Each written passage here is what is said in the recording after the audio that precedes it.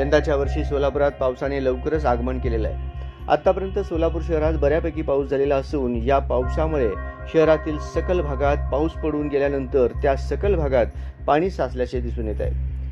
शहरातील अक्कलकोट रोड, व्यंकटेश्वर नगर, वज्रेश्वरी नगर, ओंकार नगर, Sadul petrol pump या ठिकाणी पावसाचे पाणी खूप मोठ्या प्रमाणात साचून यामुळे येथील रहिवाशांचे हाल होत आहेत। प्रत्येक वेळी वाहतूक करण्यासाठी तसेच ये-जा करण्यासाठी येथील नागरिकांना पर्यायी मार्ग नसल्याकारणाने आपला जीव धोक्यात घालून या साचलेल्या पाण्यातूनच मार्ग काढावा लागत आहे। वारंवार या गोष्टीचे गांभीर्य अधिकाऱ्यांना सांगून देखील यावरती उपाययोजना केल्या जात नाहीत। या भागातील आमदार व सोलापूरचे खासदार तसेच महापालिकेचे आरोग्य अधिकारी आणि महापालिकेच्या आयुक्तांनी या गोष्टीकडे गांभीर्याने पाहून त्वरित या सगळ्या ठिकाणातील रस्ते, ड्रेनेज लाईन, नळ लाईन आदी गोष्टींची पाहणी करावी तसेच नागरिकांची होत असलेली गैरसोय दूर करावी।